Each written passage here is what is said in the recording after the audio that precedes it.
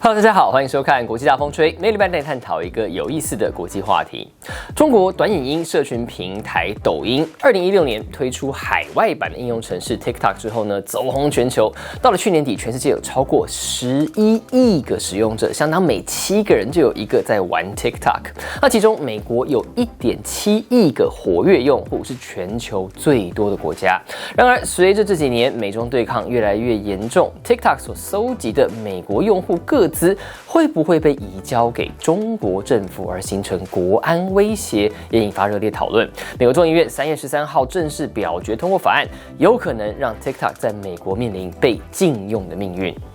On this vote, the yeas are 352, the nays are 65. One present, 2/3 being in the affirmative. The rules are suspended. The bill is passed. 这集就来看看号称抖音禁令的这个法案到底是什么意思？美国人以后都不能滑 TikTok 了吗？为什么前总统川普在任的时候曾经下令禁用 TikTok， 现在态度大转弯，反对这个法案？还有印度早在2020年就禁用包括 TikTok 在内的各种中国应用程式，他们又得到什么样的经验呢？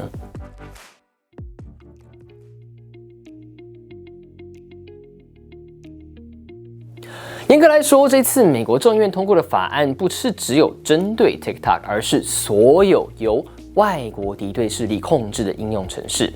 而翻开美国商务部所列的外国敌对势力清单，中国和香港、古巴、伊朗、北韩、俄国都在里面，只是 TikTok 实在在美国太流行了，成为法案的头号目标。内文开宗明义就点名 TikTok， 还强调母公司字节跳动未来推出的应用程式也包括在内。按照法案的规定呢，字节跳动只有2个选择：出售美国业务或者全面下架。如果字节跳动选择分拆，必须在法案生效6个月内把 TikTok 的美国业务出售，而且新公司的营运必须要完全独立自主，跟字节跳动不得有任何往来或合作关系，包括演算法或数据分享等等。收购案呢，也得经过美国政府相关单位审核，确认 TikTok 出售之后已经脱离外国敌对势力的控制。那如果 TikTok 选择不出售美国业务，那么应用程式将会从美国的 Google Play、Apple App Store 等软体商城全面下架，美国的虚拟主机商也不得帮 TikTok 架设网站，直到 TikTok 分拆业务为止。Again, this bill has bipartisan support, and Biden's White House provided technical support in the draft, even though he is campaigning for 2024 on TikTok. 美国国会议员之所以这么担心 TikTok， 是因为中国从2017年起陆续通过国家情报法、网络安全法和数据安全法等法规，明文规定，如果为了维护国家安全或调查犯罪，有关单位可以调用数据，而握有数据的私人企业或个人应该要配合。换句话说，如果北京当局要求字节跳动就得交出手上1.7亿美国用户的数据，毕竟近年来中国政府除了通过相关国安法案，也大力整顿网络科技业者，目的之一就是提高国家对企业收集数据的控制。那随着中美对抗越来越激烈，不难想象美国人的数据资料有可能变成一种武器。另一方面，透过大量播放中国官媒的广告或调高特定内容的曝光，也可能让 TikTok 变成大外宣认知战的工具。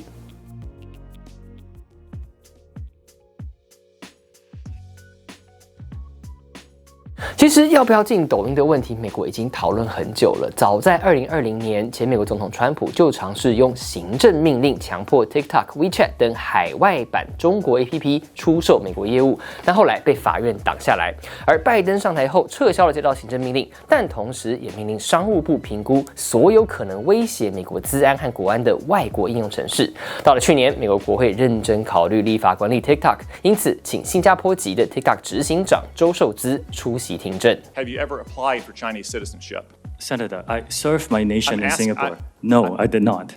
Do you have a Singaporean passport? Yes, and I served my military for two and a half years in Do you Singapore. have any other passports from any other nations? No, Senator.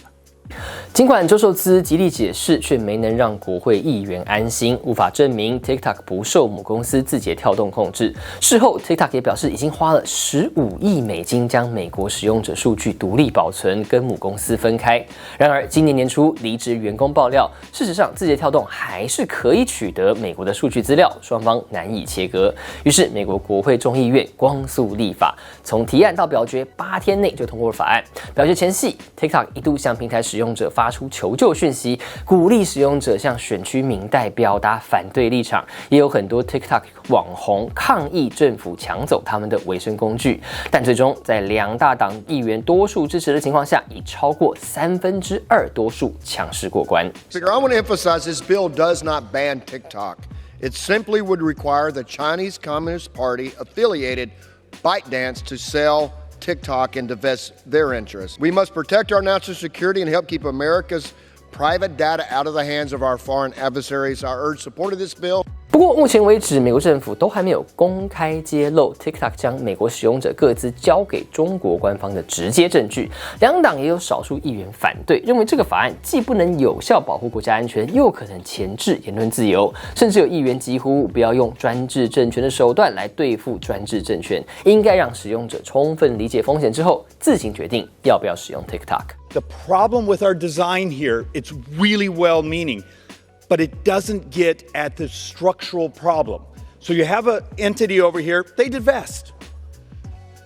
What makes them not then take the data, sell it to a data broker,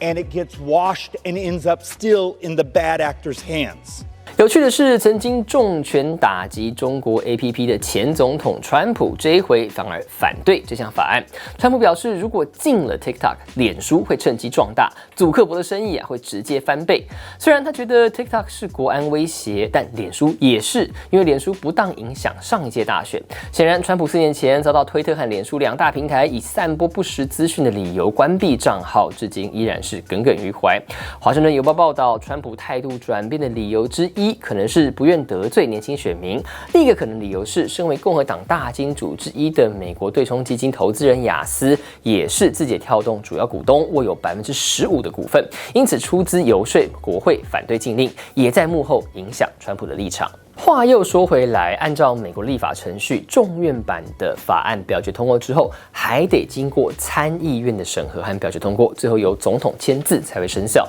所以目前法案没有真正的过关。参议员的两党领袖呢，也只说会好好的审查。只是以现在川普在共和党支持者当中的超高人气，同党的众议员竟然跟他抱持相反立场，投下赞成票，可以看出两党对管制 TikTok 有高度的共识。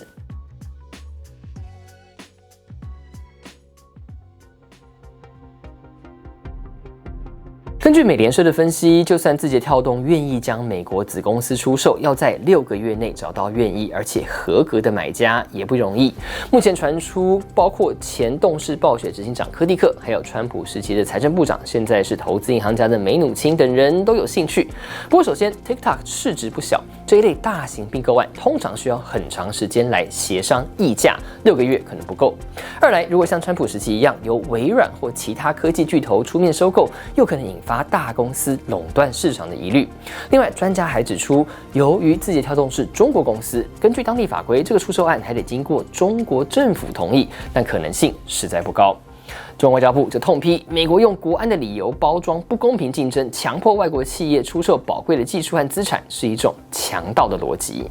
美国众议院通过的这个法案，让美国站在了公平竞争原则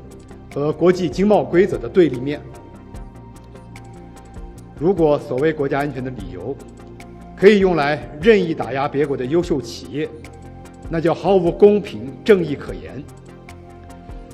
看到别人的好东西就要想方设法据为己有，这完全是强盗逻辑。假设法案真的过关，而 TikTok 也没有分拆出售，遭到全面下架，会发生什么事呢？印度在2020年同样以国安的理由禁用了 TikTok 等上百个中国应用程式，结果脸书同集团的 Instagram 在印度下载量狂飙，很多 TikTok 网红转移阵地到 Instagram 打天下，尤其是专攻短影音 Reels， 因为性质跟 TikTok 最接近。同时呢，不少印度本地开发试图模仿 TikTok 的应用程式，也大批出现要抢占市占率，只是最终创作者还是涌入 Instagram， 毕竟在那里已经有全世界的市场。科技媒体报道，受害最大的可能还是那些转型不顺利的 TikTok 网红。对一般人来说，很少听到印度人抱怨 TikTok 消失了，大家很快就把注意力转移到 IG 或 YouTube 上面。根据富比士2023年的报道，在 TikTok 被印度禁用3年之后，有员工爆料，事实上 TikTok 员工和母公司字节跳动还是可以透过资料库取得印度1.5亿使用者的数据，包括可辨识真实身份的公开与私人个资、朋友圈的账号、居住地区，甚至透过其他内部工具还能取得他们在平台上的搜寻记录。虽然这些资料年份停留在2020年不再更新，但很多印度民众可能根本没有意识到，政府禁令也没办法要求字节跳动删除已经取得的资料。另外，2022年尾，外国媒体追查 TikTok 和中国政府关系的当下，也有媒体提报字节跳动使用 TikTok 的系统工具来追踪外媒记者的 IP 位置和个人资料，同时比对旗下员工的所在地点，企图查出是哪一些员工向外媒泄密。TikTok 进行内部调查之后，坦承确实有员工企图追踪美国媒体记者的身份和行踪，种种证据都加深美国对 TikTok 的疑虑。专家表示，假设法案过关 ，TikTok 的美国业务顺利卖给新公司，使用者不会受到任何影响。但如果业务分拆不成功， TikTok 惨遭下架禁用，那美国人大概只能用 VPN 跳板才能够滑 TikTok 了。过去2年，几个企图限制 TikTok 的法案都在参议院搁浅，因此这一次 TikTok 禁令会不会过关，暂时还是未知数。更不用说 TikTok 已经表明会用所有的法律手段争取应有权益。美国会不会成为印度之后世界上第2个从政府到民间都禁用 TikTok 的国家，有待时间证明。国家风吹，我们下回见。上一集有人留言问说，很好奇，川普经过近期法律诉讼，还确定可以参选吗？他有没有提过上任之后会指派团队人马？能不能看出他的政策立场？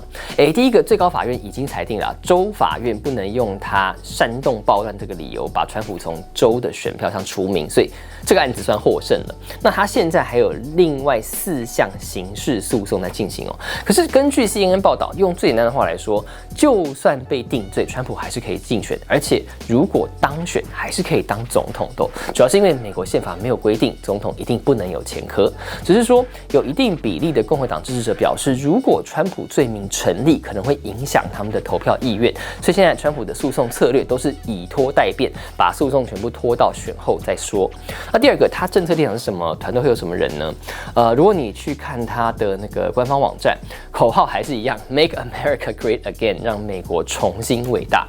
具体立场啦，包括对抗特殊利益团体啊，结束在海外战争啊，修改太开放的贸易协定啊，加强边界安全，对抗大药厂，还有对抗中国。那至于内阁或团队有谁，坦白说，他现在连副总统都还没公布嘛。阁员名单就更远了。那外界按照他上一次执政的喜好来猜测呢，他选人标准叫做忠心大于专业程度。如果是这样子，副总统肯定不是以前的彭斯。那根据一些专家的揣测啊，副总统有可能选女性，包括纽约州众议员史塔芬尼克，正在竞选参议员职位的前主播莱克等等。那前白宫资深顾问史蒂芬米勒可能出任白宫幕僚长。曾经跟川普竞争总统党内提名的政坛素人兼生技企业家拉马斯瓦米可能会出任阁员。因为像川普时期的白宫顾问史蒂夫班农，当时的白宫发言人桑德斯，跟川普竞争党内提名的佛州州长迪尚特，都是阁员看好度蛮高的人选。好，这次回应好像有点讲太细了。总之，如果你对今天的影片有任何想法，想听看我们的意见，请用还会跟你说这个 hashtag 来留言，我们就会挑一则来回应哦。影片最后呢，要感谢所有付费支持我们的频道会员，尤其是每一位干爹干妈等级的会员，每个月1杯咖啡的钱就可以加入频道会员，赞助我们做出好内容，还有会员专属影片可以看，大家不妨考虑一下。如果觉得今天这支影片还不错，也请按赞影片、订阅频道、开启小铃铛，只有所通知，就不会错过我们的最新影片喽。